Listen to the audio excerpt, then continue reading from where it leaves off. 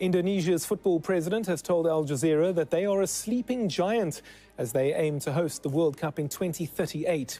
Their under-23s play their first ever Asian Cup quarter-final later, just 2 wins away from a place at the Olympics.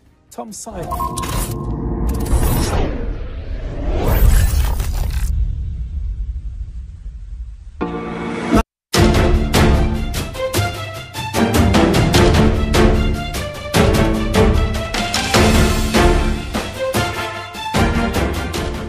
Peringatan keras Erick Thohir ke Shin Tae-yong setelah timnas Indonesia dilibas China, ungkit satu hal krusial.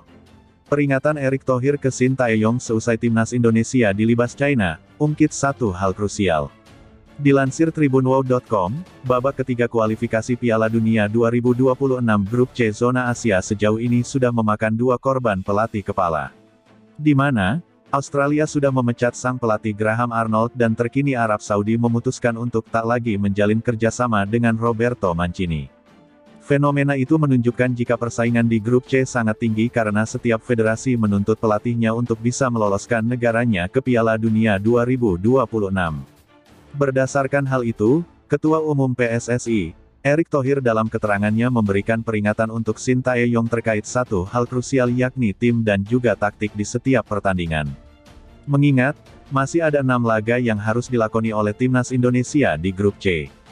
Peringatan Erick Thohir itu merespons banyaknya kritikan keras dari publik mengenai eksperimen yang dilakukan Shin Tae-yong pada laga kontra China. Saya sudah bertemu dengan Coach Shin Tae-yong. Kami serius bicara soal target timnas untuk minimal menempati 4 besar di grup. Ini menjadi tugas coach untuk mempersiapkan tim dan taktik dengan sebaik-baiknya.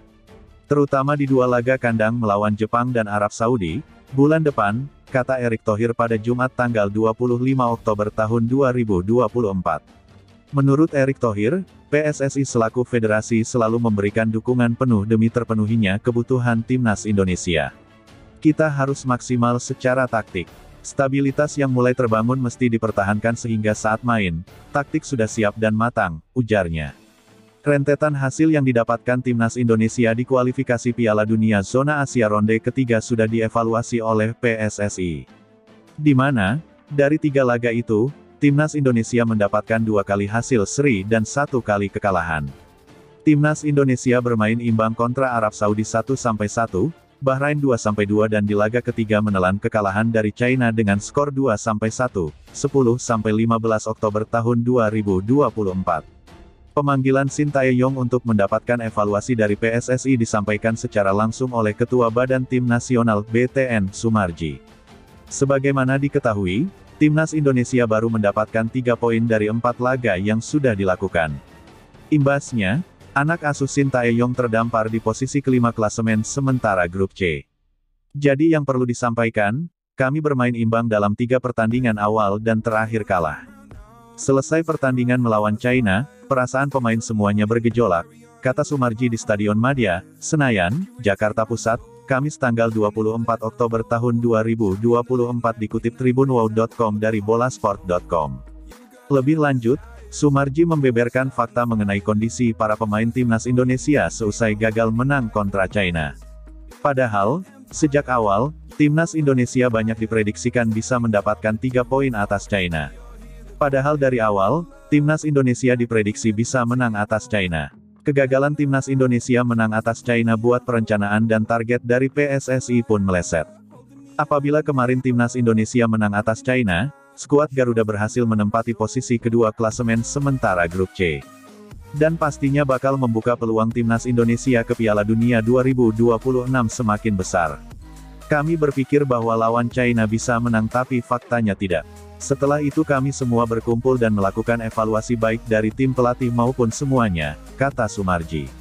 Menurut Sumarji, para pemain dan tim kepelatihan timnas Indonesia turut berbicara dari hati ke hati.